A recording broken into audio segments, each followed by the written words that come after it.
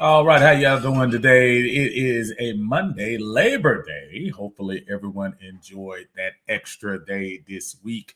And I always look at this as a plus. When you have a 3 day weekend, it also means you have a short work week. It's like double your money, man. This is awesome. So it's Labor Day. Got a chance to get out and barbecue, do some things. I had a wedding this weekend with my cousin Stephanie and her husband Stephen. Got married. Congratulations. Uh, just got an opportunity to enjoy the family. My father-in-law had his 85th birthday yesterday. Well, his birthday was actually Saturday when we celebrated yesterday. So I had an awesome time. What's going on, brother Christopher, who's looking at us live on YouTube on Uncle Steve's Lounge? Again, I am there as well. And also in my main group, Armani, what's going on, my brother? In the Atlanta Bird Gang. And I am just calling as a check-in, man. I was getting ready. I'm sitting down here right now. TV right over here looking at Malik Cunningham getting ready to start the game for Louisville against Ole Miss for some Monday night football college style. I guess getting our appetites wet for what we have coming up this week. Just a lot of excitement. They just announced on AtlantaFalcons.com that they're going to have the fan rally this Friday. So I'm sure everyone is looking forward to doing that kind of stuff. That is going to be good. What's going on, brother Cam? How you doing, sir? I can't wait. It is, the closer we get into this thing, it reminds me so much why I'm a football fan. No disrespect to baseball and basketball, and if you've heard me before, I'll say it again, and I'm going to run it in the ground as much as I can. With football, it's a game of now. Watching yesterday the Atlanta Braves beat the Colorado Rockies, yes, it was gratifying, but you have 30 plus games left. In football, you have one shot basically a week, one, to make your statement. As Georgia Bulldogs made their statement this past Saturday night against a, to me, overrated Clemson team. But nevertheless, Clemson deserved their number 3 ranking based on what they've done over the last few years. So Georgia made a statement. What do the Falcons do on September 12th? Do we make a statement to the fans of Atlanta, to the fans who have been behind this team the whole way, to the fans who have fought tooth and nail against each other about what we should do, what we shouldn't do, who is bad, who is not, who's in the Hall of Fame, who shouldn't be, who's at all the nonsense that we have going on will all culminate at 1 o'clock on Sunday. I'll be in the stadium, Mercedes-Benz Stadium, looking forward to probably making some videos from there for you guys. And then I will definitely be on at 7 p.m. On Sunday evening. I try to get in right kind of at the end of the 4 o'clock games and right before the Sunday night games. That's how we'll usually do it during the season. And we'll come on Mondays for the aftermath of what happened on Sunday. Marcus, what's going on, brother? Sorry, putting these things up here. I know brother Tidy, who had an excellent show yesterday. If you didn't get a chance to see it in the Atlanta Bird game, please go back and look. And brother Chauncey King, and Chauncey does it like no one else. Had a great show last night, great insight, great history in that show yesterday. Good stuff from brother Tidy as always. Say, what's up, bro? What will Falcons family say if Matt leads this team to a winning Super Bowl ring? This will definitely make up for the Super Bowl, of course. Definitely a less stacked team. Well, if he leads this team to the playoffs, I think there will be some goodwill. Look, the thing about it, Marcus, is you're not going to please everyone all the time. That's where we are in the society. Either you win or you lose. Either you're great or you suck. Either you're good or you're trash. So many extremes. There's no room for in between with today's fan, most of them. I tend to try to tread the middle. I really do. As much as most of you saw earlier this year, I made it no secret that I thought it was time to at least draft the future. I didn't say get rid of Matt Ryan, but I say draft your future quarterback to see what should happen in the futures. That doesn't mean I don't like Matt Ryan. That means I'm looking out for the team that I've been hanging on to for the last 40 plus years. And hopefully we would rebuild. That doesn't mean that we don't like Matt Ryan. I want Matt Ryan to shine. Matter of fact, I'll show you guys how much I want Matt Ryan to shine in a couple of pictures I'm getting ready to share with you in a couple of seconds. But yeah, if Matt gets a chance to lead this team to a Super Bowl, bro, I mean, sky's the limit. You know what I mean? It really is. Brother Kenzel, how you doing, brother? Say, Steve, you smell that 6 days left before rise up, gang. I'm trying to tell you, man, it is that the closer we get in, and that's the great thing about this Labor Day is that this still feels like Sunday. So you get that extra day of hype, that extra day of, oh man, are we gonna do this? I've talked to my Philly fans, even my cousin who's from Philly, Jason. I'm sure you guys will get acquainted with him close to game time because I'm sure he'll chime in, win or lose, or what's going on. But I'm telling you, it is starting to get exciting, man. It's here. All the stuff we were talking about in off season, all the way from February and March, and it culminates on Sunday. So hopefully Sunday will give us some good stuff when we get in here. Cam says, I know you're speaking about the NFL and Falcons, but where do you see these dogs even after one game? Don't we want to be a prisoner of the moment? I'm glad you brought that up, Cam. One of the things that we all, and you say it, prisoner of the moment, which is perfect. This is the post that just annoys me to all end. I forgot my big brother's name even that quick. The big giant guy in the middle. And next thing I know, I see people posting, oh, the Falcons ought to go get him. Oh, you see that linebacker, the Falcons ought to get him. The guy who did the pick six, oh, that's who the Falcons ought to get. After game one.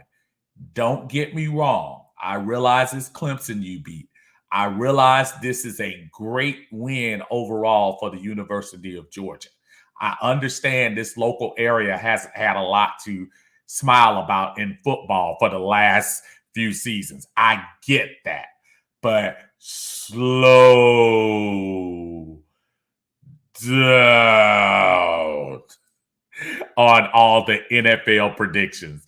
Folks, he's going to be top 5. I heard just about every college program that I saw yesterday when I saw a team playing. I say yesterday, but I mean Saturday. When I saw teams playing, at least one broadcaster tried to make a hero out of everybody. The game, I'm sure y'all saw the Florida State game last night, and the young man Milton who had the injury that he would never play again. I thought I was watching Hamlet, the way the Brock, and he came back from catastrophic knee injury. Look at his mom out there, and God bless his mom. I'm sure she was emotional over her son, and I'm not taking away from that moment, but Jesus, ESPN, ABC, please turn the camera away from her.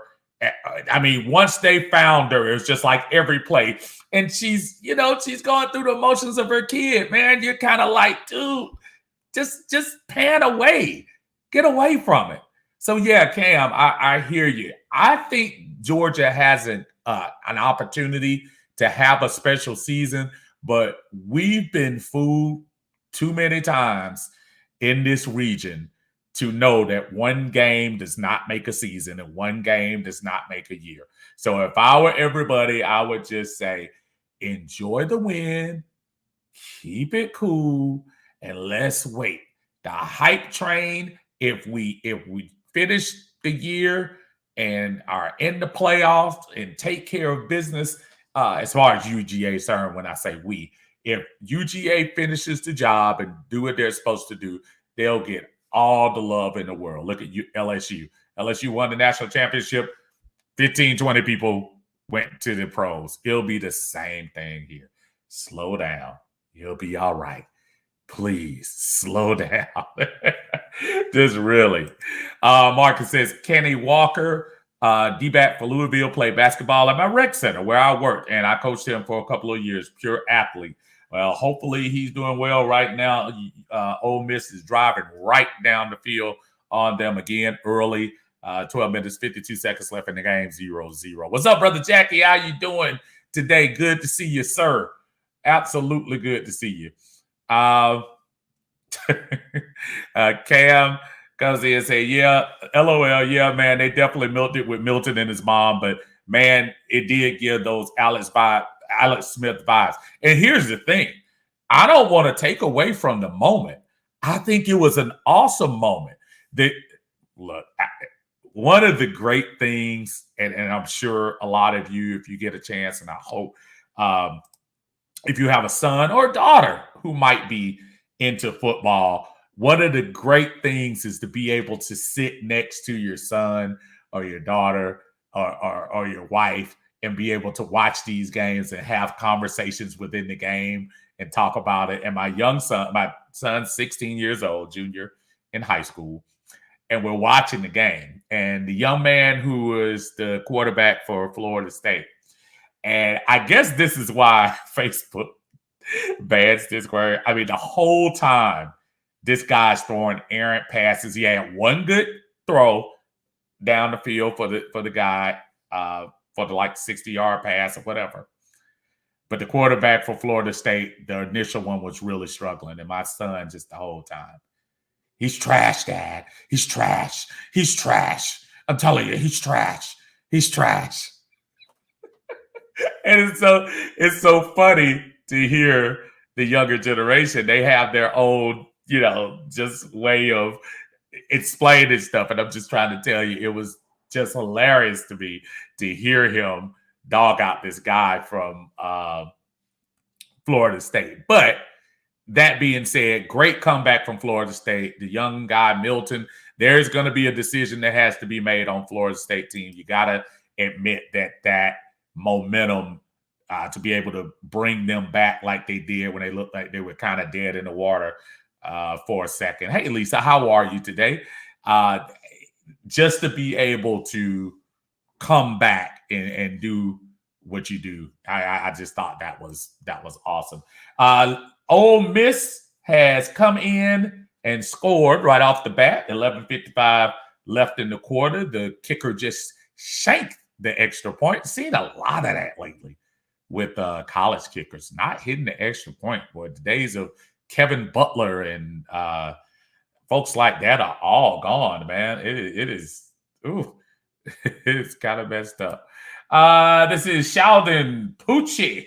How you doing, sir? Say, good work you do. I look and listen to you more than regular TV commentators. Keep up the good work, man. I appreciate that. And don't think that doesn't go, comments like that.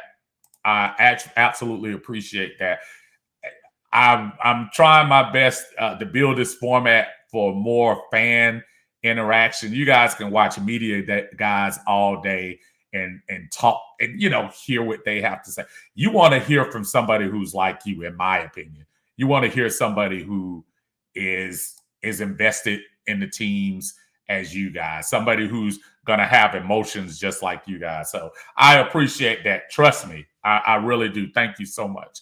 I really do. There's Brother Rusty. How you doing, sir? Say, Steve, don't know if you play Madden or not, but that boy Felipe Franks is nice on Madden. Matt Ryan is a season ticket holder on my bench now. Felipe been throwing for 300 a game. Can't wait for Sunday, though. A win would be like a breath of fresh air. So funny you mentioned that, Rusty, because my son, he downloaded it, want to say 2 days ago. downloaded the game, but you took 8 hours to download. I know what's up. Maybe my internet is jacked up, but it takes 8 hours. And he was saying the same thing. He said, man, shoot, Felipe Franks is a baller on there. So you're not the first person. I will validate that to him and let him know that somebody else did acknowledge that is Felipe is a diamond in the rough, baby, and we need to keep him on this team. Oh boy, that's so funny. What's going on, Winston, my brother? How you doing today, sir? Good to see you as always. Cam says, my son was killing me last night, asking me so many questions about zone, and he just turned 11. But I truly enjoyed the conversation with him. And listen, Cam, it's one of those things, man, that I don't know. One of them things, being a father, to be able to share those emotions. I think I tell everybody the story of the 2016 season. And even my son at that time was 11. My son went to every game with me, including the playoff games. The only thing we did not go to the Super Bowl, but the Seattle game and the Green Bay game. And I didn't get a chance to share that with my dad. And my dad took me to a lot of the games when I was younger. Unfortunately, we didn't have as many playoff games back then. My dad passed in 2011. And just to be able to share that moment, I thought so much about my dad when we won that game against Green Bay, and how much I said, oh man, I wish he could have enjoyed that. So yeah, so if you have kids and you're a football fan, and listen, kids are going to want to do what you want to do. They see what makes you happy. They want to be right there to join you. So yeah, be sure to share those moments if you get a chance. Brother David, how you doing, sir? Let's get above 500 for the first time in 4 years on Sunday. I made that point. Absolutely, David. If we win this game, first time over 500 since 2017. We have not been over 500 at all since. And if you really want to be technical, preseason or regular season. Matter of fact, I'm trying to see the last time we won a preseason game, for that matter. What's going on, Joe? How you doing today, sir? Good to see you on a Labor Day weekend. Again, I had a chance to throw a little something on the grill, do a little bit. My niece is up there cooking some crab legs, and I threw a couple of ribs. I didn't go all in like I normally do, but I definitely put probably about 3 or 4 baby backs up there and got them together and cut them up, put Uncle Steve's special barbecue sauce on top of it, and did my thing. And hopefully everybody's enjoying it. Must be, because it's real quiet up there. So I'm assuming everybody ate very well.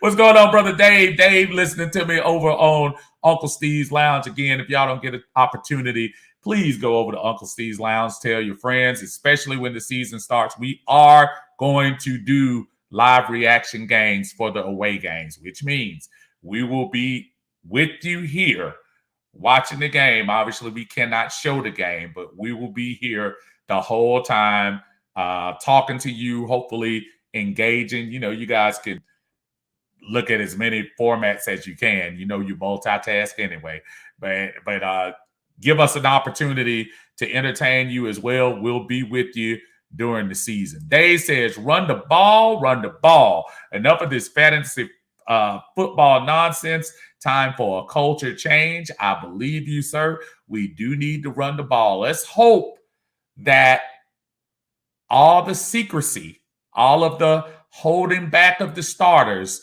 is a good thing.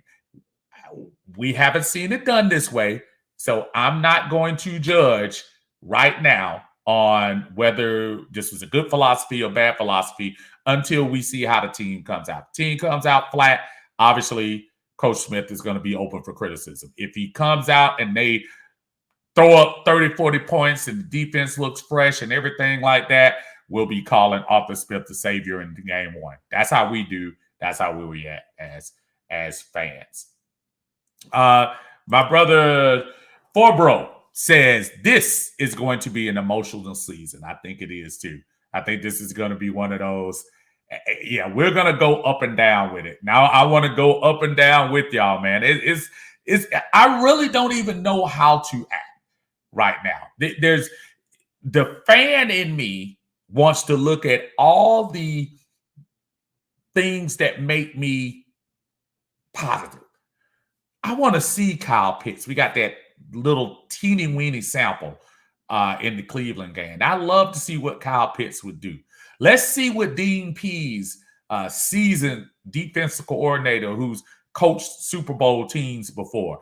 Let's see what he does with this young defense and with these 1-year contract guys on here. What can he come up with this defense? I'm really interested to see how he does things this year.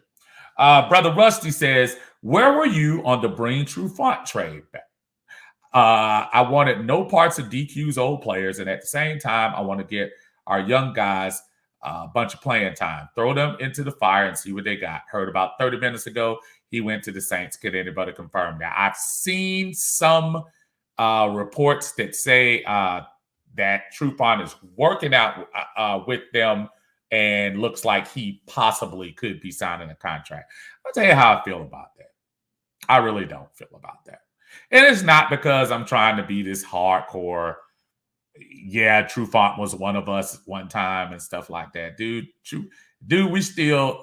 Trufant's contract is still counting against our salary cap. And I understand where the nostalgia comes in, that he was one of ours and whatever. For what it was, Trufant was a solid player. He was never great. He was never special. He was paid as if he was special, but he really wasn't. He was a solid player. I've said this all along, and I'll say it again. I think Alford was a much better player. I think Alford just couldn't keep his hands off folks on the field. But I always thought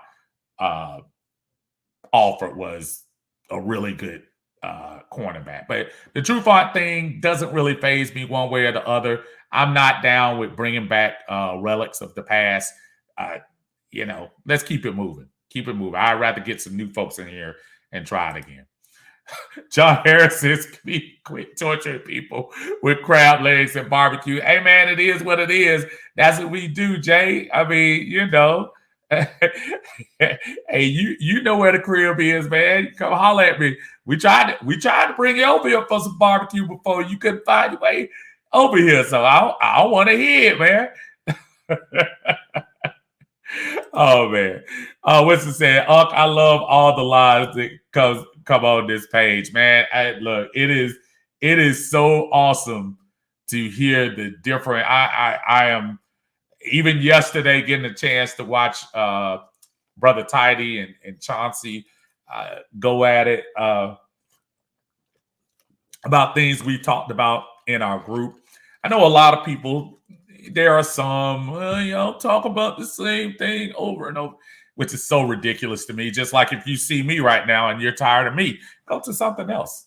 Go to something else, scroll something else, look on a different page, go talk to your dog, go brush your cat and do what you do. Right now, we're talking football and this is what it is. So deal with it. But I'm with you, Winston. I love it too, brother. I love it. Michael, how you doing, sir? Man, can't wait to come up for the game from Tampa and for my Falcon brothers and sisters to come visit Tampa week 2. And Michael, that was one of those games that I actually thought about trying to go to. I really did. We're kind of teetering on a couple of away games. I think this one just comes a little bit close, unfortunately, this year. I wish the Tampa game was a little bit later and we would have tried to go to that one. But yeah, when you come up, man, please hit me up, man. Hit me up on the messenger, brother, especially if you're going to come to the stadium. I will definitely be in the house. Brother Dave says, Steve, this team must stop the run. This is the first time in a long time that I'm going into a season stress-free. I have no outlandish expectations because it is true, Dave. This is a whitewash, pretty much. We have We have absolutely just wiped the slate clean and started over for the most part, as far as the coach, GM, and the people making the decisions inside the building. So, yeah, it is a little free. It does feel a little bit like, hey, you know what? If we struggle, it's kind of expected when you have new folks coming into the program. And if we win, we can play the game and be happy and keep it moving. I feel you 100%. Amani Validate says Trufant did go to the Saints. Winston, True was a lockdown corner before the pec tear. But Winston, lockdown to me, and maybe my expectations for the word lockdown are higher. Lockdown to me is Revis. Lockdown to me is Dion. Lockdown to me is Daryl Green. Lockdown to me is Rod Woodson. I never saw True as a lockdown cornerback. I'll give you a great comparison, and you can come back with me at this if you want to. I thought D'Angelo Hall was a better cornerback than Trufant ever was. I think D'Angelo Hall got shafted for a lot of he had a little bit of bravado to him when he was here. But I think D'Angelo was actually a pretty good cornerback. He was better than Trufant. Trufant was okay. I'm not saying he was below average, but he did not deserve to be paid within the top 5 cornerbacks in the league at the time he got his contract. Different from the quarterback position, a position that, look, you've got to have that guy. And if you're saying that that's that guy, you actually have to pay the premium. I don't think Trufant was worth the premium. I think we should have put our money in Alpha if we were going to do somebody like that, in my opinion. But I think he was okay. I think he was okay. Somebody says crab legs and barbecue, Uncle Steve house when I come to Atlanta. Hey, look, and we're I talked to John Harris about some stuff. He and I might be trying to cook up something that we did back in 2019. If you all remember, we'll talk about that a little bit more, hopefully, coming down the season. We got a couple of months before we get there. Dave says, for me, Steve, this season is about the growth and development of the younger players. This is not a popular statement, but it is time to start weeding these older players off the roster. Dave, that is the same reason why I was telling people I wasn't trying to send Matt Ryan his pink slip. I wasn't trying to fire him, but it was time to start thinking about grooming somebody else. You see the uncomfortableness in Green Bay right now? That's a good thing.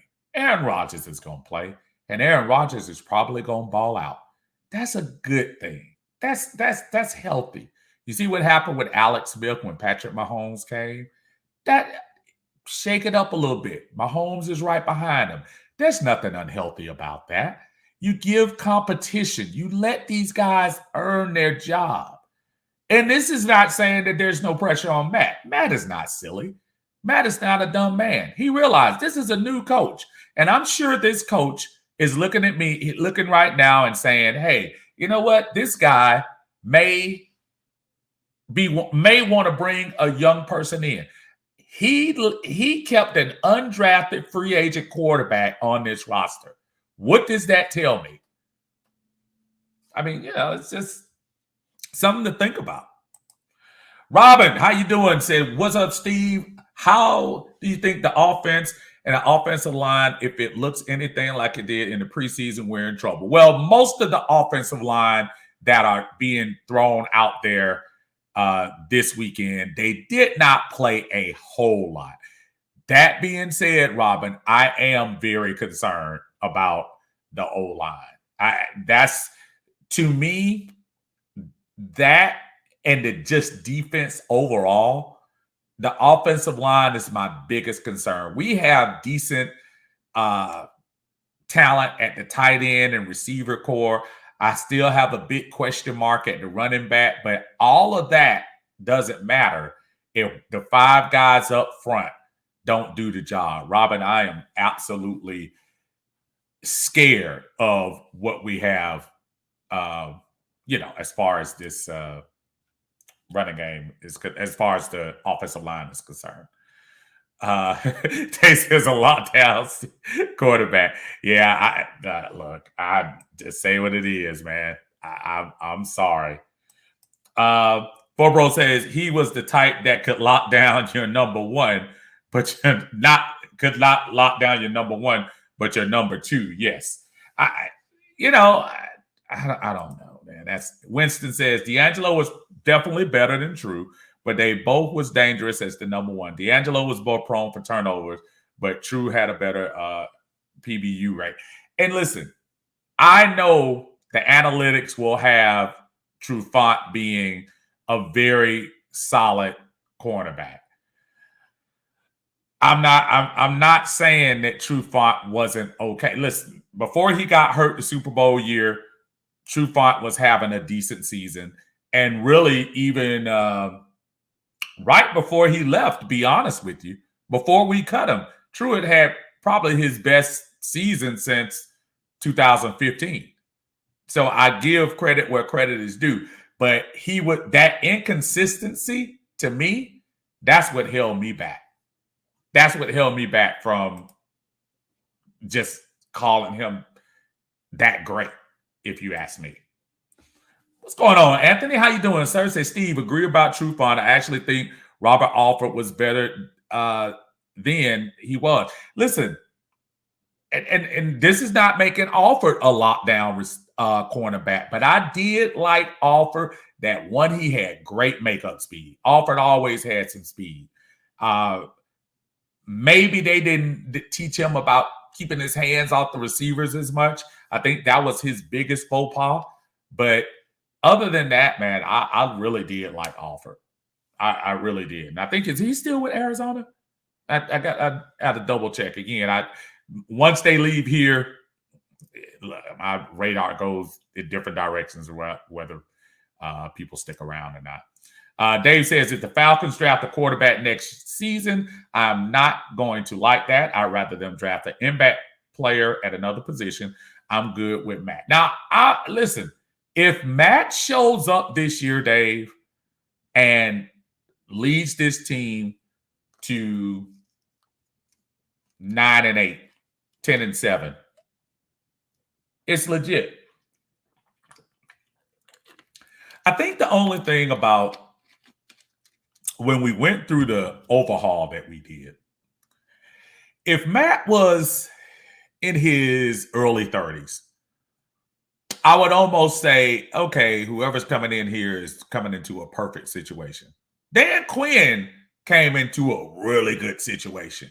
When Mike Smith left, he had a quarterback in his prime that still was, I want to say, ascending, because he hadn't reached that MVP season yet. So he hadn't reached his peak.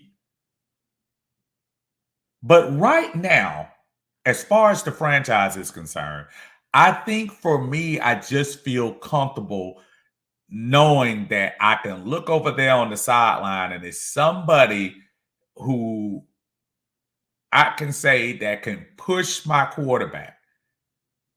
I look over at Josh Rosen and I'm saying, is that somebody that I'm looking at that could possibly be the future of Atlanta? Felipe Franks looks like he has moments where you say, okay, maybe I can work with that. But then the truth of the matter is, folks, for Felipe Franks, I'm looking at guys on college football this weekend that I would take head and shoulders above what Felipe Franks is. And maybe Coach Smith thinks it's something that he can do. I don't know. I really don't. David says, who emerges as Calvin's number 2? I personally don't think that guy's on our roster, but they are contenders. Gage is a slot guy to me. As a kid, will drop a pass in a big moment. See Michael Jenkins. Yeah, I like Gage, though. I'm still willing to to work with him. You're probably right. We might need to look into drafting a wide receiver to maybe solidify that number 2. But I do like Gage. I like Gage a lot. I think if you think about last year, what Gage was thrown into, Gage was not supposed to get all that. Gage got 70 catches last year. He wasn't supposed to be on the field that much. And give him credit for stepping his game up. Give him a lot of credit for that. And forgive me, I'm trying to keep up with the names as I'm going by. And I think that's Rusty saying Gage is solid. Don't sleep on him. Dave says True and D'Angelo suffered from the same, a lack of pass rush. Let's be honest. That's how long the Falcons pass rush have been in.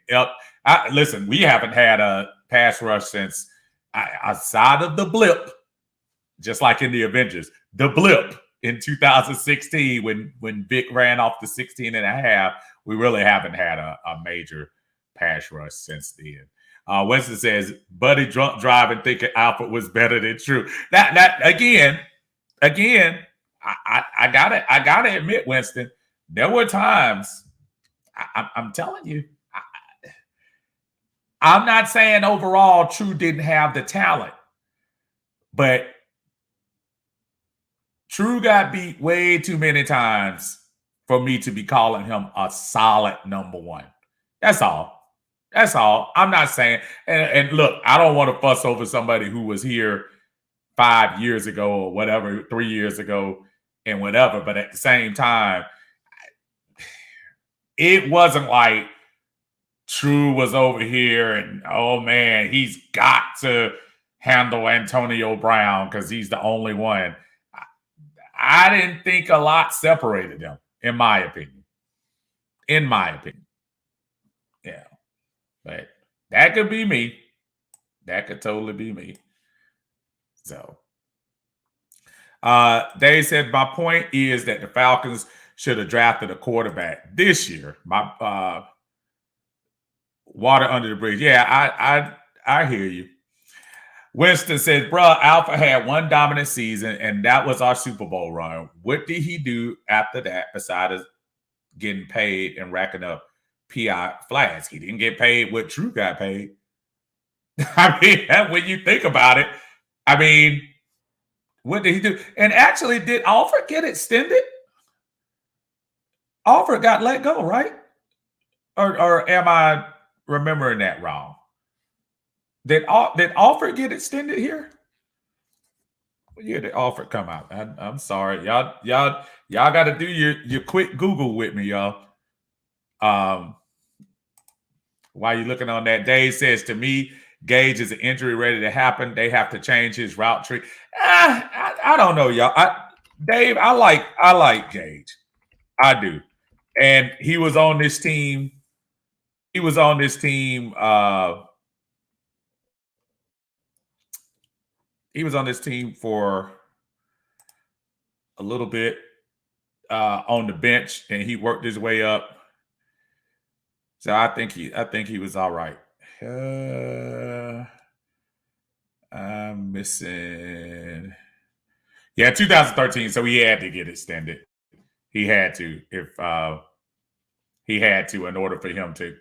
For some reason, I didn't realize. Wow, that was 2013 when they drafted both of them. That's deep. That was a long time ago. And y'all are coming in with it. Thank you, Brandon. What's going on, Brandon? I hadn't heard from you yet today, brother. Alfred got a contract here at the Booker. Says Alfred got let go, but he did get extended before he got let go, because remember, him and True were drafted the same year. I do know that. Winston said Alfred got extended for 3 years and got cut after 2. Okay. Brandon says good number 2 corner money, and that's what I'm saying. It's not like Alfred stole money. I mean, that was at one point. And okay, we talking pec tear. We talking True missed a lot of injury time. Alfred didn't miss as much time as True did. Alfred was out there quite a bit. So I don't know. Jeremiah says Alfred was let go before rookie contract extension. Well, he couldn't have been, because He was a number 2 pick. I mean, second, was he second round? True was first. I'm pretty sure Alford was second. So if they wouldn't have let him go if he's still on the roster, they wouldn't have let him go, and there's no way they could have done that. Because 2013, if he was drafted, then that's 4 years. So they had to do something before 16 or 17. Had to. Yeah. Jeremiah is chiming in with that same thing. He says Isaiah Oliver is stealing corner money. Now, Isaiah Oliver, that's a whole different thing. A number 2, a second round pick, and Isaiah has not lived up to the hype at all. And I'm to the point now where you start talking about first round, you definitely is supposed to show up. Dude, second round pick, you're supposed to be on the team for at least 5 years and producing at a high level, starting. Now, Isaiah ended up starting by default, not because he was so great. The thought process was bring in Isaiah, let's work him in, let's let True and Alford get those last couple of years in, and then bring him in, and hopefully he could be a nickel, which he is right now, and he does a better job at that. But he never quite work out for him as far as that's concerned. They said, my point, Steve, is that he is not an over-the-middle pass catcher. Matt threw Gage some terrible balls in the middle of it. He's not. But, Dave, I'm sorry, brother. That was probably his strength. I think his strength was catching ball. He did drop some last year. He absolutely did. But let's also keep in mind, now, Gage probably came in last year as the slot receiver, was supposed to. All of a sudden, he was pressed to be the number 2 on this team. And not to say you shouldn't be ready as a professional, you should be ready at all times. But I'm kind of gonna give Gage a pass on. Dude, he caught 70 passes last year. He wasn't supposed to. Come on now. Anthony says Alford was extended $38 million for 4 years, and that's actually not a bad contract. That's not horrible. It wasn't horrible, and he's not counting against the cap right now, like our brother True. So I'm sorry, Winston. You're gonna have to. I don't know. You're gonna have to sell me some different magic beans on that one, brother. I respect True. I think True was nice, but I'm just not ready to send him flowers. What he said. Jeremiah says, let's get HD back from ESPN. Congratulations to old HD. I saw him up there on First Take. Harry Douglas up there on First Take. Good job. Local boy does well. I love it. Love those stories. Anthony says Alford was also targeted more than True Font and had just as many picks as True. You giving the case for him. I'm that's all I'm saying. I'm in a franchise that really cornerbacks have not been, the absolute greatest in the world. Obviously, prime is the standard. And for those of you who have gray hairs like me, remember how solid Roland Lawrence was. But when you think about it, especially drafted cornerbacks. Now, when Ray Boo came in here during right before the Super Bowl run and after the Super Bowl run, Ray Buchanan, Ray kind of held it down. You got to give Ray credit. He was great at the Colts, and then he came over here to Atlanta, and he definitely did not steal money. Ray Boo held up his end of the bargain. He was a pretty good cornerback when he came to Atlanta. But we really haven't had that much success at the cornerback position. Now, I'm hoping young AJ is up to the task. I give him a lot of credit last year, his rookie year. He came along. He did some good stuff. I really like what he brings to the squad. Can't wait to see him out there on the field. I don't know who would be their number one. Would it be the it can't be the Heisman Trophy winner, right? You think they're gonna have him kind of featured as the number one receiver on that team? It's gonna be interesting to match up, period. Jalen Hurts coming in against us. I don't know. It's gonna be kind of weird. Steve, he is too small for those routes, man. I recall a couple of times where he was laid out. This is not a criticism of Gage at all. I'll leave it there. No, you're good, Dave. Keep talking, brother. And I'm not trying to shut you down. I want to hear what you're saying. You know, look, there are small receivers. Shoot, HD wasn't that tall. I mean, it's not like, yeah, you're not gonna find 6'4", 190, 200 that has talent every year. So you take what you can get. The Gage, look, coming out of LSU, I think he was solid. I think we did well getting him in the draft and built him up. I'm not willing to say I'm not sure if he's worth extending, which is coming up pretty soon. But for now, I think he's fine. And obviously, his rapport with Matt Ryan is good enough to the tune of 70 touchdowns. And if I'm not mistaken, no, it's 600. Was it 600 something yards? I'm not sure, and I apologize, but I'm looking it up like I normally do. How do we feel about Rico 37 not being our play caller? Well, Jeremiah, sometimes you got to move on, man. I like Rico, his story, well documented, cut early on the team and then brought back and turned out to be the leader and one of the leaders on that Super Bowl team. Good luck to Rico up in Cincinnati, but I think we'll be all right. I mean, new guys coming in here, new opportunities to groom new leaders. That's the way I look at it, at least. David says, all of this talk about corners just reminded me of my concern with our secondary. Who's on the other side of AJ? What about Jalen Hawkins? Is he ready to be a full-time starter? Richie Grant has had his moments in preseason, but he's still young. The 4th-round pick from this year's draft didn't look good. Will we be historically bad this year? I'm worried. David, ditto. I am worried about the defense. Right now, the most important person on the defense is Dean Pease, because you have a team devoid of exceptional talent on defense.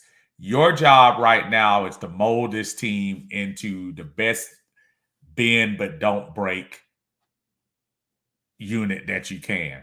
And I will say this about the preseason that we're not supposed to look too deep into. For the most part, we did a lot of bending, but also aside of bonehead plays, maybe on penalties and stuff like that, I did like how the defense kind of reacted once the teams got close to the end zone.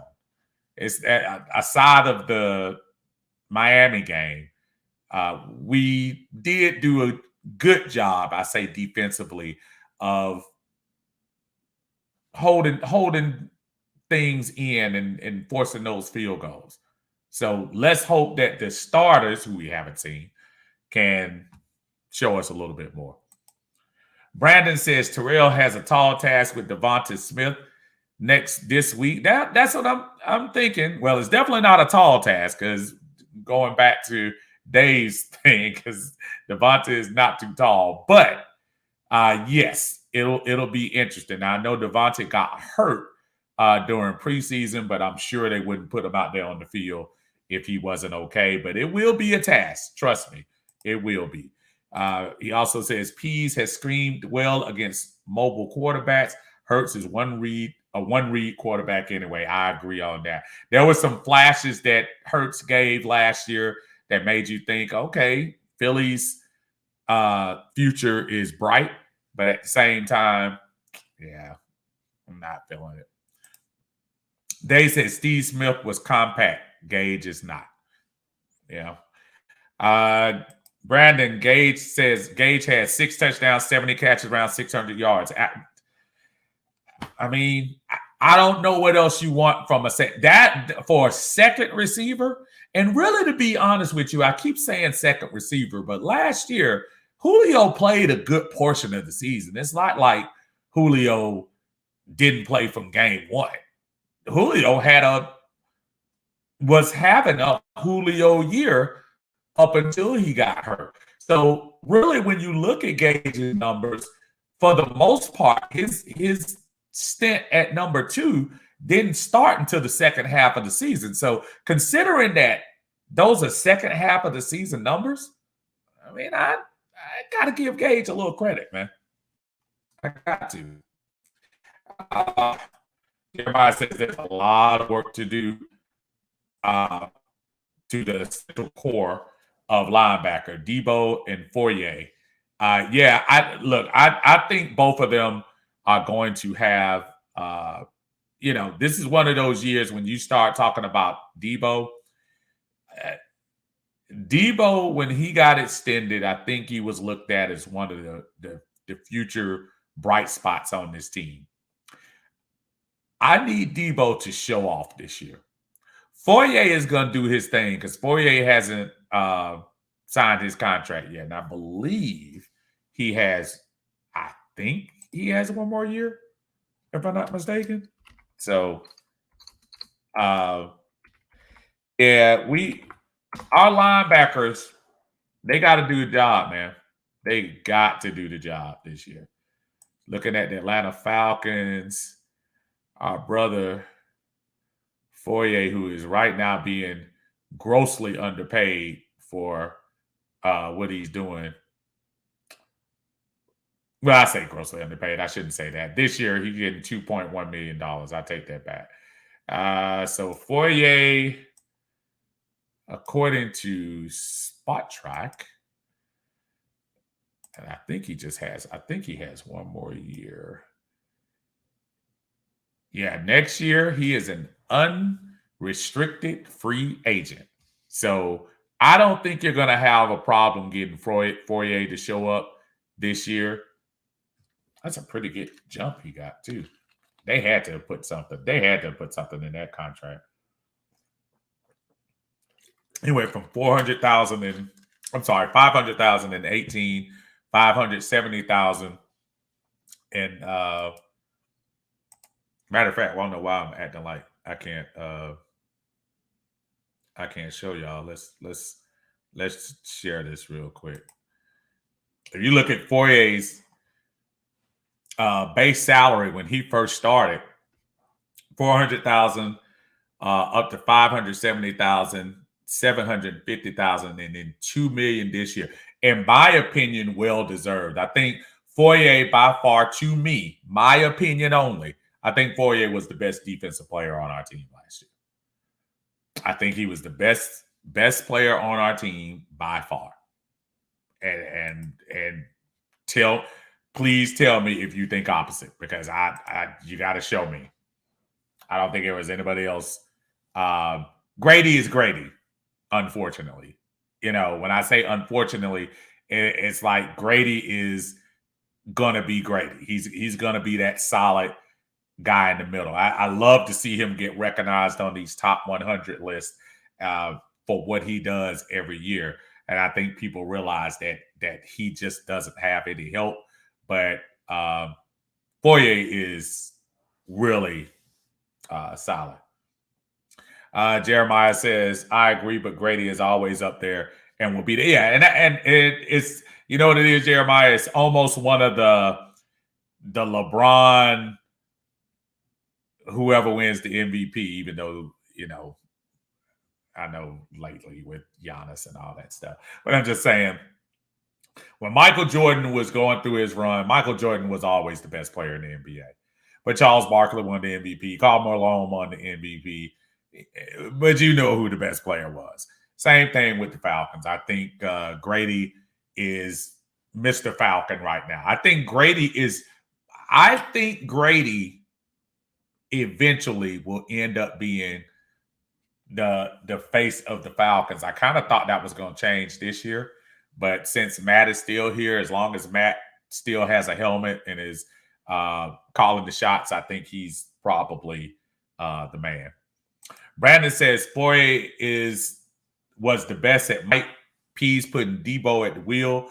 Debo won't be playing out of position anymore, and Debo should have been playing the wheel anyway because he's too fast. In my opinion, I think you need instincts at the mic. You need speed on the wheel. So I think this is a good move. The problem was, Brandon, I mean, who else did we have out there? We've been devoid at linebacker for quite a long time. If you think about it, aside of Debo, and I mean, we have not had that other linebacker on this squad. When you think about some of the great defenses, most of them have a tandem, a pretty good tandem. I think we have a pretty good tandem right now with Debo and Foye, in my opinion. But very good, astute call there. Marlon Brando. Listen to me calling him Marlon Brando. I watched The Godfather too many times. Marlon Davis is going to give Grady some help this year. I hope so, Brandon.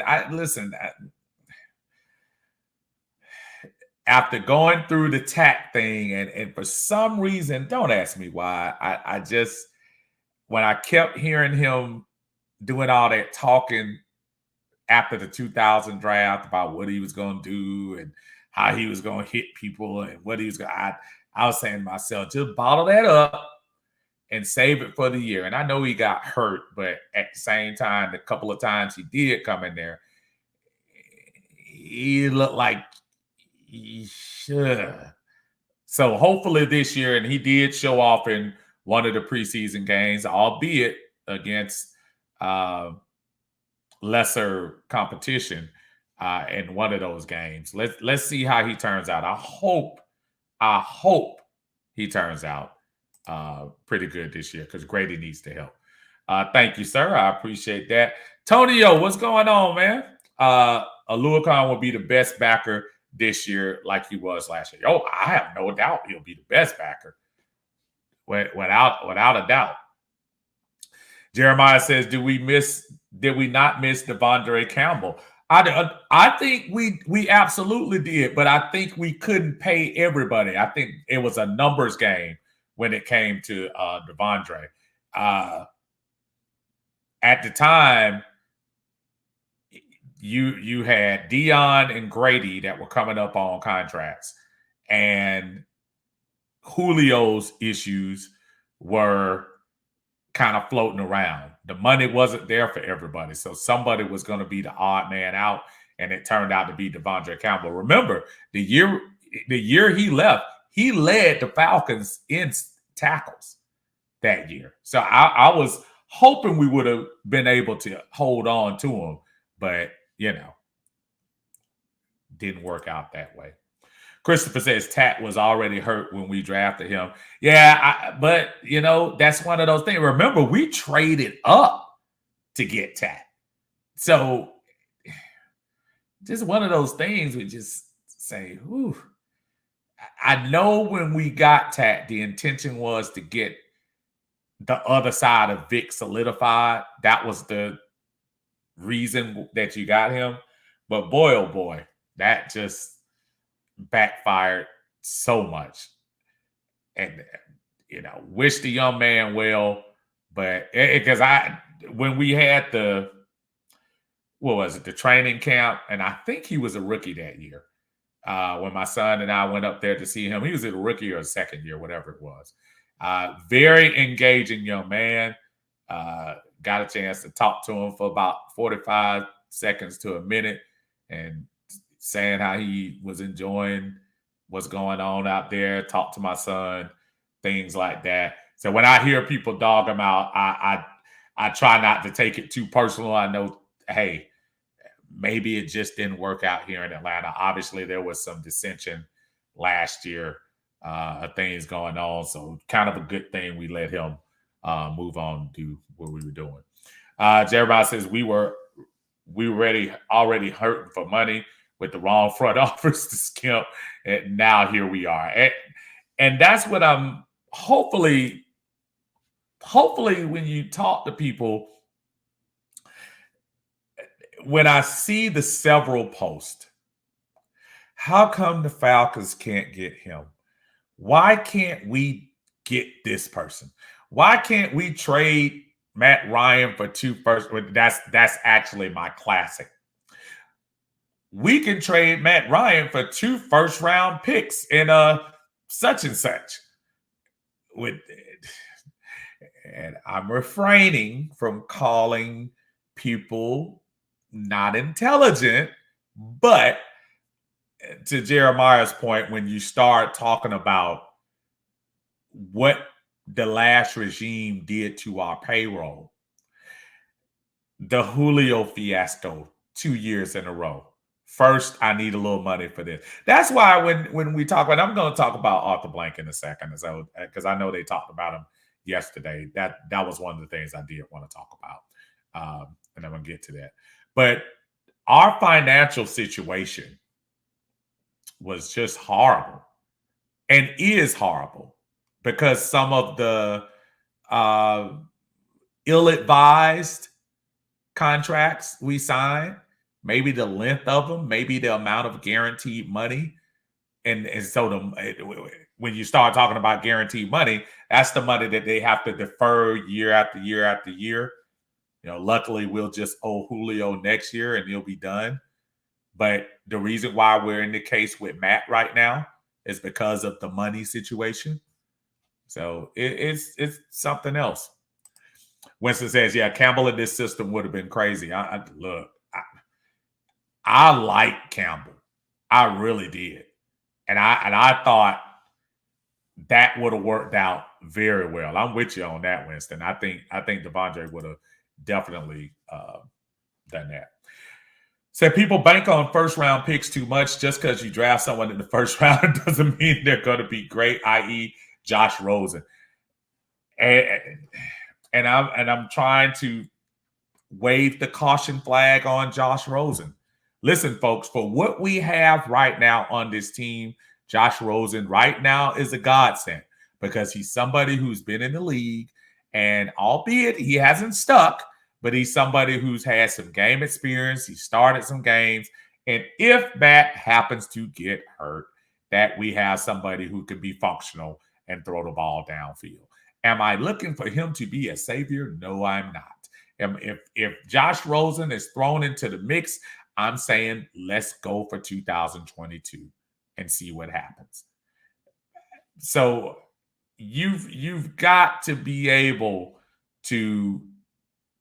That's why drafting these young quarterbacks out of school when you have a prime opportunity up front. Even when we didn't draft a quarterback in the first round,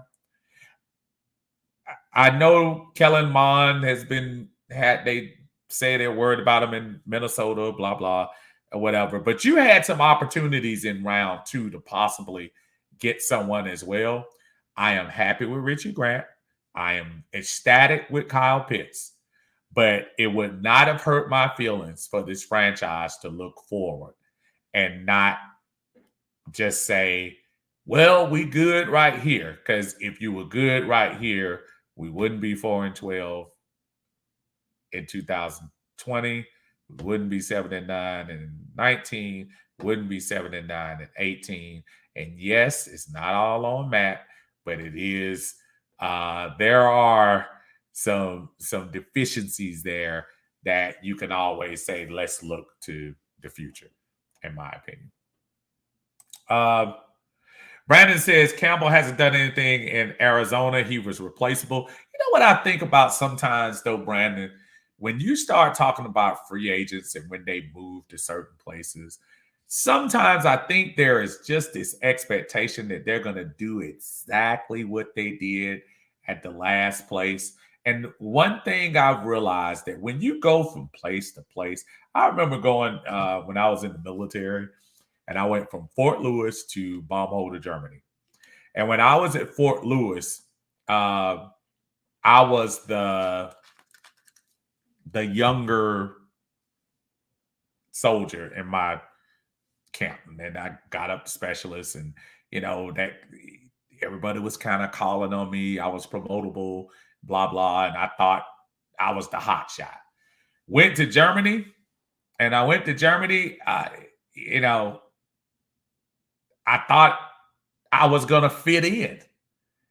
And even though I did get promoted to E5 when I got there, there was still just it there were things about it that didn't fit, especially in the first year or two. Eventually, after the second year, it did. But just because you do the same thing in one place doesn't necessarily mean when you go to the next place, all of your accolades and all of the things that you did are going to follow you. In some cases, they do. In a lot of cases, they don't. That's why free agency is such a crapshoot. I'd rather get a chance and draft somebody, bring them up in my system to learn things the way I want you to learn. Not the way you did it at the other place, but the way we do it here. So, you know. Jeremiah says, let me say it again. Josh Rosen on the bench with no fan and a half bottle of Gatorade. You are horrible. Brandon says, we should have drafted a running back. The talent there is a huge question mark. I was kind of surprised that we didn't draft running back. But I guess it was obvious, Brandon, that this team wanted to go defense. And because we did go heavy defense and offensive line. So maybe that was the plan. I don't know. Winston says Arizona revamped their linebacker core just because they wanted to get younger. They drafted a linebacker in the first round the past 3 years. Yeah, maybe. So maybe that's why they thought Devondre was coming in. Dave says, Steve, I'm trying to figure out what some of this fan base realistically expect from this team this season, which had no money. They failed to realize this is what pre-draft conversation was all about. So these small quarterbacks in next year's draft, I want no part of. But you know what it is, Dave? Every year, before we go into the season, it was only 2 people that ended up staying in the first round that people were talking about, and that was Lawrence and Fields. People last year were talking about Sam Ellinger. People were talking about the guy just zipped off my mind. The quarterback at Penn State. And I'm trying to think of what his name was. That quarterback, he didn't end up being anything. They were talking about Ian Book. Nobody was talking about Trey Lance. A couple of people were, but not a lot. Nobody was talking about Matt Jones. Nobody was talking about Zach Wilson. So there will always be 1 or 2 that will sprout out of this group and end up getting a lot of love towards the draft. But I hear what you're saying about the small quarterbacks. And if you're looking at this game, I'm looking at that follows in line with that. Brandon says free agency is a crapshoot because we don't know how players react to getting big money. See Albert Hainsworth. Perfect example. Yeah, I mean, and it is tough. It is. Think about our everlasting bust. And yes, I call him a bust. Jadeveon Clowney. I stay on the Jadeveon Clowney train as long as I can.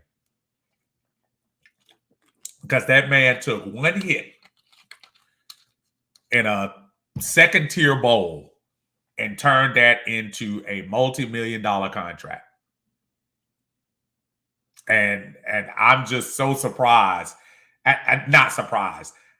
I am shocked that everybody kept thinking this guy was just going to be second, just the next coming of Deacon Jones or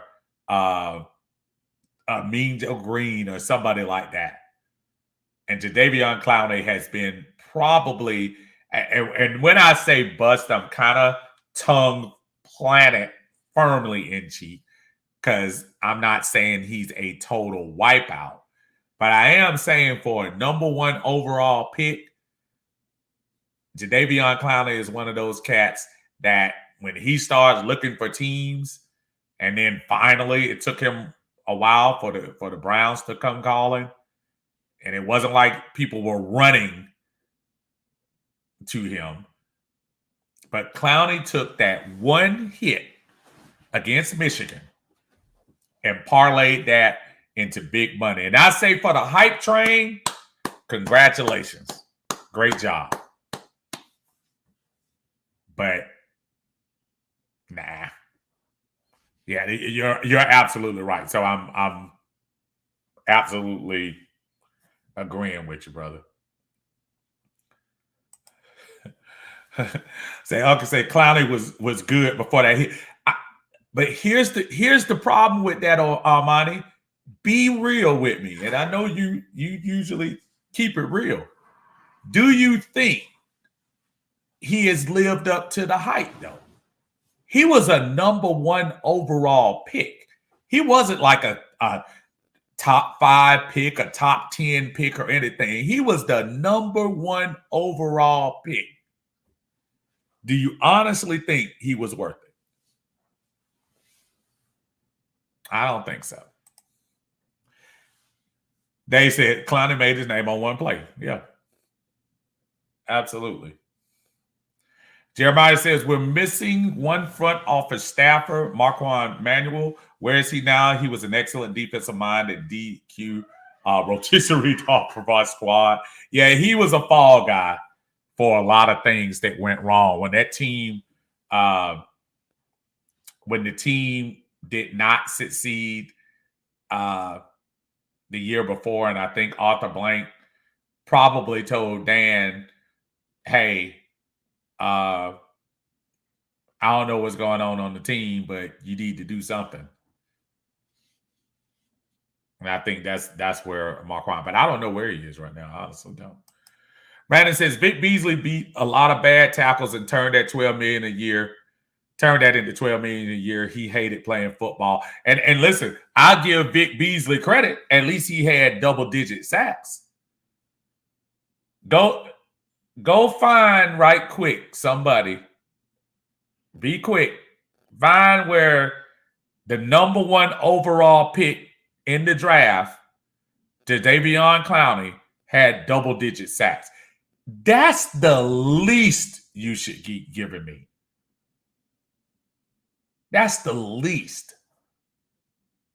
What's the young boy just out of Ohio State balling with Chase Young? Dude, first year off the rip. And he's showing off. Clowney has never done that, man. I'm sorry. Dave said Clowney is also a dummy. Take the money when you can get it. This isn't the NBA. Yeah, he did one of those bet on himself deals and yeah, probably regret that. Winston says, I honestly think if we had at least one 320-pound D tackle from this unit being elite, the secondary is strong enough to hold down the pass rush. If y'all ever listened to John Harris talk about old Grady Jackson that used to be with the team back in, I want to say, was that the Vic years that we were running the 3-4? I'm trying to think, was that the Vic years when he would get old snag-a-tooth, 340-pound Grady Jackson? And you're absolutely right, Winston. You put a big gap filler in the middle, Grady becomes elite. The pass rushers start to eat. You got to have that guy. We almost came close. If our brother Rashid Hageman could have held it together, and I'm not talking about the personal stuff. I'm talking about if he could have matured a little quicker and done what he was supposed to do and stayed in this system, I think that would have been a really good thing here. So I might have said, no, he hasn't. You got me there. I tried to tell y'all. Go look. it ain't there. Oh, man. Brandon says, to be fair, Clowney, he was the number 1 rated recruit in the nation. He had a microfracture surgery. It's affecting him. Okay. And I hear you. And you may be right. But you don't draft him number one overall if you know the potential. That's why. Remember when the thing about Justin Fields came out about his health, and all of a sudden Justin Fields went from a possible number two pick all the way down to whatever would have been 13, 14, whatever they were. So what's the difference there? I think people believe the hype. And I know Clowney was good. I watched college. I saw him with South Carolina. I know he was good. I'm just saying the draft tapes began and end with that one hit in Michigan against, I think that was the Outback Bowl, against Michigan. They started with that tape and they ended with that tape. And ever since then, he has not lived up to the hype. Okay, but hasn't lived up to the hype.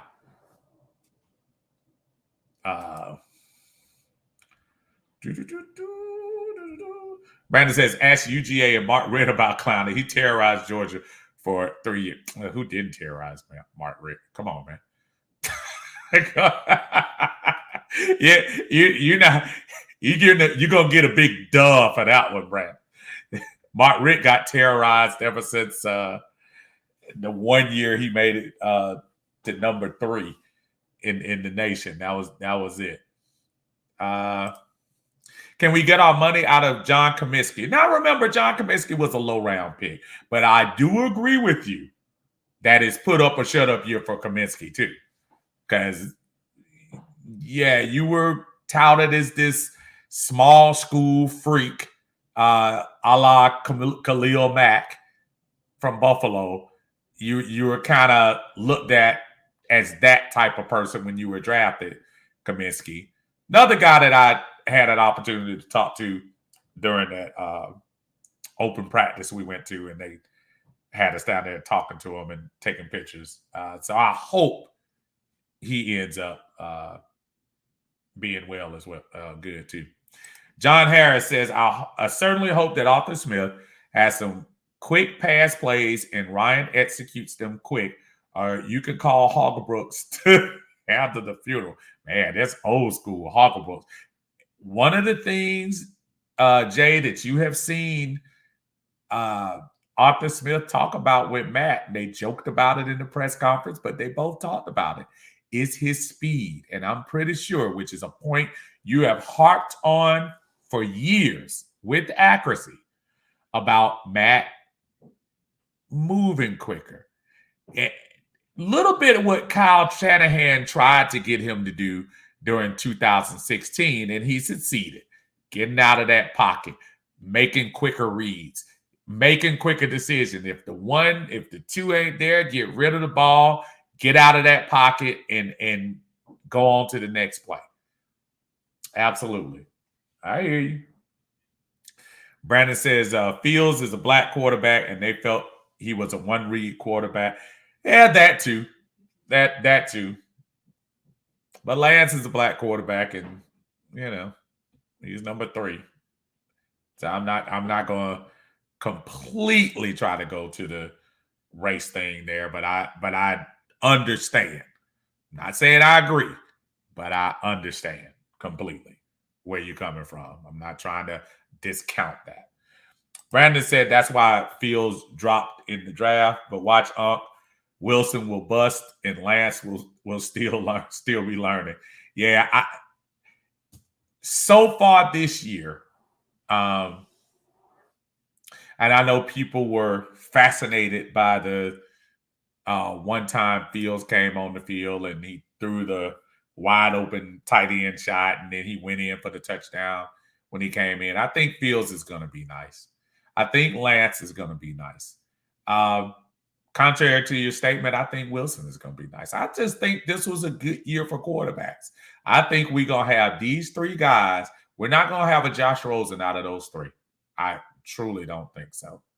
Jimmy Garoppolo right now is working on borrowed time. Trey Lance will be the starting quarterback at least by the beginning of 2022. if not sooner.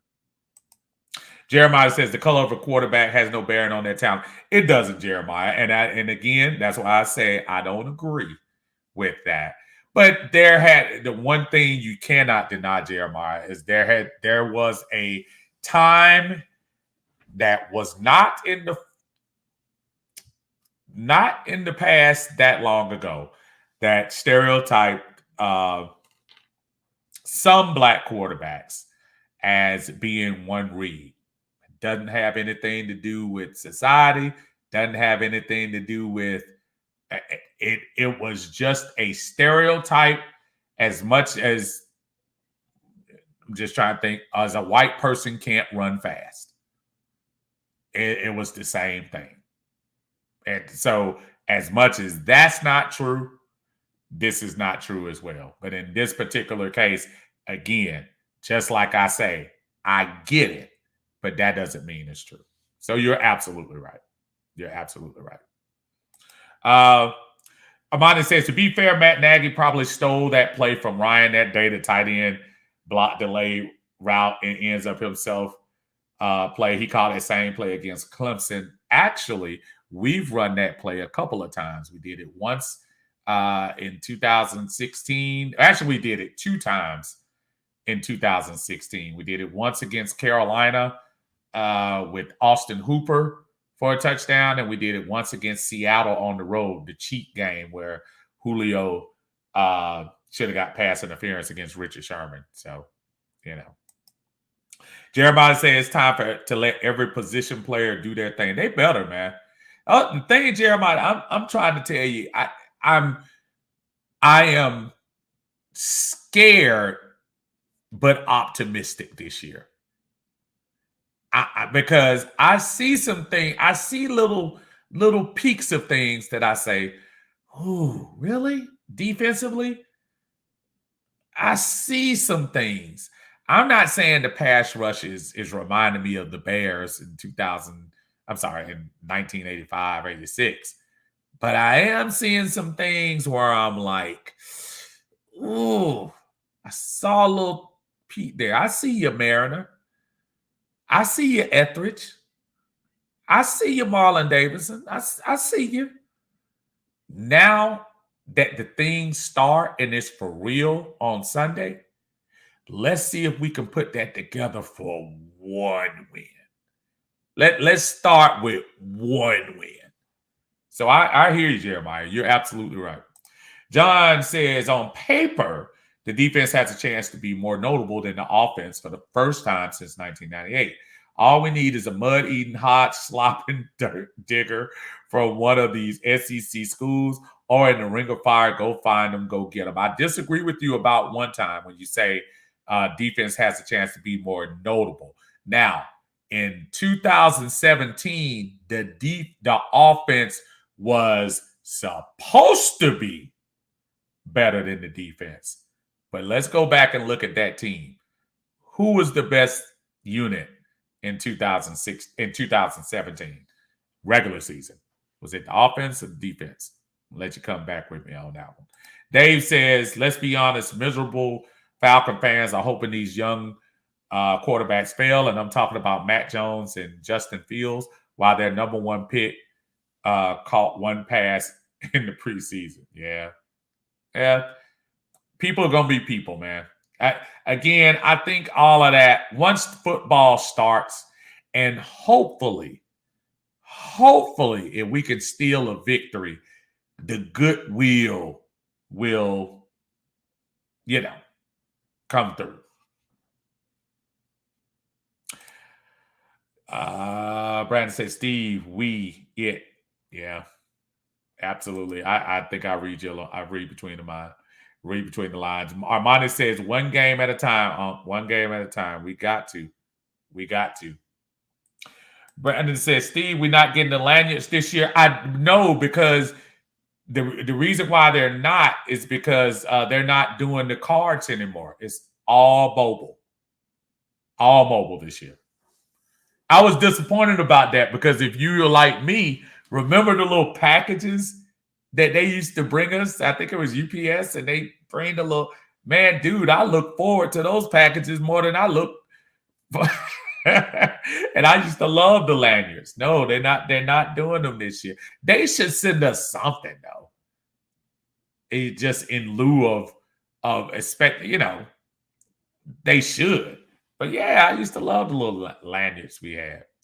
Uh, Jeremiah says, "No, we root for Justin Fields because he has shown promise." And look, there's a little bit of hometown stuff here with Justin Fields that can't be denied on this side of town. It is the only reason I don't like diving into the Justin Fields conversation a whole lot is because as much as I wanted him here back in April, Chicago Bears picked him.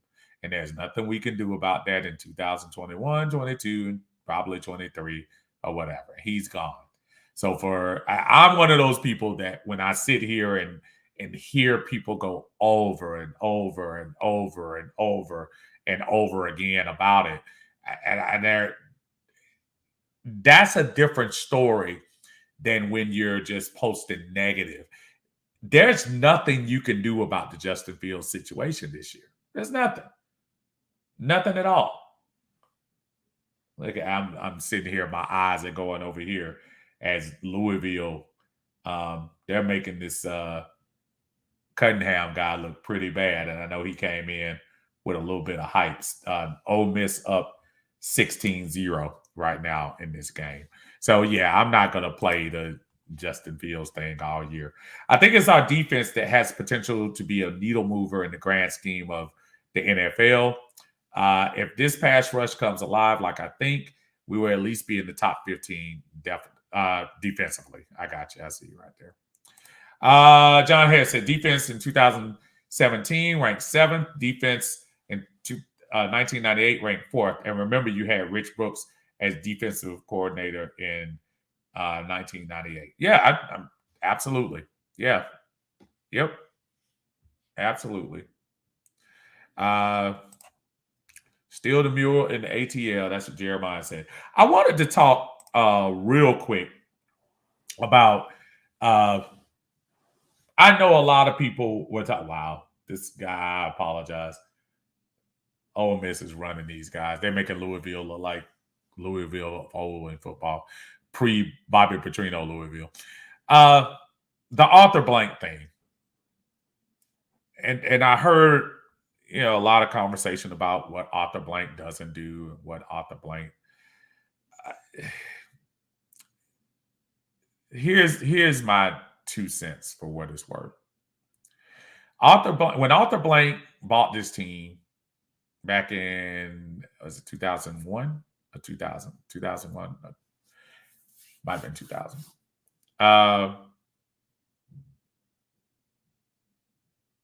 We had just come off the Super Bowl, which is true. But for those of you who have been through the majority of the misery of most of the franchise back then, and start thinking about moves that we should have made, see Deion Sanders and keeping him here in Atlanta. There's something about when Blank took over and something about when he said he was going to build or foster a sense of community and keep this team based here in Atlanta and keep it in the heart of Atlanta. A lot of people talk about him moving out to Doraville and moving out to the suburbs, see the Braves. And he said, no, I'm going to keep it here in the city. For some reason, for me, somebody who was born and raised in the city, that meant a lot to me. And I've had a little bit of a soft spot when it comes to him. So when I hear criticism about him, when it comes to football, it's fair. When I saw him push Michael Vick out there in the wheelchair, I'll never forget that. And I was saying to myself, even back then, I was like, I don't know if I would have done that. When I think about everybody's now harping on the Falcon for life thing like that, Arthur Smith is a businessman. And the Falcon for Life thing, where people want to just take it and run with it and make it this big giant thing. When the man is saying Falcon for Life, he's trying to show somebody that he wants them to be with their organization. It's not saying that he's stamping you and this you're gonna have a tattoo on and say in the moment, he's saying he wants you to stay with the team. If you probably go back for the Michael Vick contract that he signed, he probably went there too. I know he said it for Matt. I know he said it for Julio. He acknowledged just this week with Jeff Schultz and the Athletic. He acknowledged might not be the smartest thing to say anymore. Because while most people will get it, that when you say Falcon for Life, he's just saying, I want you to be on the team. There are other people that will take every word and letter so literally that they can't see anything else. So maybe that part needs to go. I'm sorry. Arthur Blank is probably one of the better owners, probably not in just football, but probably in sports. Has he hired the greatest people to run his team over the last few years? It's debatable. One of them took us an inch from winning the Super Bowl, so you can't say it was all horrible. Mike Smith had a really good run with the Falcons, so you can't say that was horrible. As much as we dog out Thomas Dimitroff, and he's probably the easiest person to blame for a lot of the misery that we've had recently, because we're reaping the back end of some horrible contracts. But Dimitroff didn't start off horrible. Yeah, he still got the Parade Jerry trade out there. I mean, draft out there and stuff like that. But he actually didn't do a horrific job. But 5 playoff years, if I'm not mistaken. No, 6. 6 playoff years, 2 NFC championship appearances, one Super Bowl. And then if you add it all together for Arthur, so that's 8 playoff appearances since 2000. It's not great, but it's all right. 3 NFC championship appearances, 1 Super Bowl. Ask Cleveland if they want that. Ask Detroit. Ask the Chargers. I mean, there are teams that would trade places with that in a heartbeat. I'm not trying to get you to feel sorry for Arthur Blank, but I am saying some of the stuff I see, and some folks act like Blank is the worst thing that ever happened to Atlanta, and that's just not true. I think the contrary. I think he's one of the better. So I just don't. Sometimes when I hear people and I see posts and I read, and sometimes you do want to respond to everything. You got some people that just talk just to talk. I just it's really just kind of strange to me.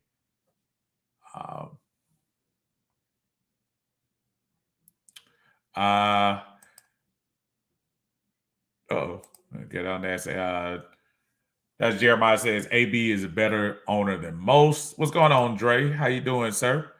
John Harris says, I don't see the problem with Blank saying anything about his team. This is his team, not Arthur Smith. If the scouts and the coaches have identified a player to come to the team, Blank was the closer. He showed that player that he was behind the team and welcoming and assuring the acquired player that he was a fair owner. See Eddie DeBartolo with the 49ers. And for those of you who don't know, Eddie DeBartolo, before he got in his hot water, was one of the better owners. And really, when you think about it, that's his job. Now, when he came in, the Vogue owner at the time was Jerry Jones. Now, when Arthur came in, Jerry Jones was about 4 years removed from his last Super Bowl or whatever. So he was kind of looked at as the you know, the standard for the owners. 20 years later, you see Jerry. Jerry isn't looked at as that anymore.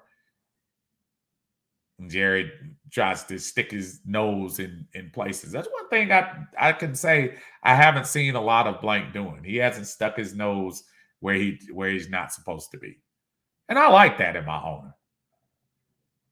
It's the author Blank. The story isn't about him. It never has been, and that's one of the things I like. He stays, for the most part, he stays in the background. So I tend to like him myself. So when I saw all the bad stuff, it's just one of those things. I was like, I don't know. Dre says Blank is better than Jerry Jones and Kraft by far. I don't know about Kraft. Kraft got the hardware. Yeah, you got 6 Super Bowls in your tenure. Does he pick the wrong massage parlors to go to? Probably. But you got to give him credit on his 6 championships. He's absolutely, absolutely somebody who I think is one of the better owners going. Championships don't lie, whether Brady is here or not. So give him credit. Anyway, folks, it is 9:30, and I know a lot of y'all got to go to work. That includes me tomorrow. It has been great to see y'all. We're going to have a lot more starting back up. Look on my Facebook page, and I will have my podcast on the page. So make sure y'all click it. Also, if you get a chance, go to Uncle Steve's Lounge on YouTube. Subscribe, even if you're not watching it. Go ahead and subscribe so you can get notifications when we do our live reaction videos for the away games this year. That should be pretty fun to be able to sit down and interact with you guys while the game is going on. I appreciate it. Hey, listen, y'all have a great week. We got 6 days left until this thing get kicked off. We're going to have a lot of stuff coming up pretty soon. Until then, rise up, have a great night, and we'll see y'all later on. Peace.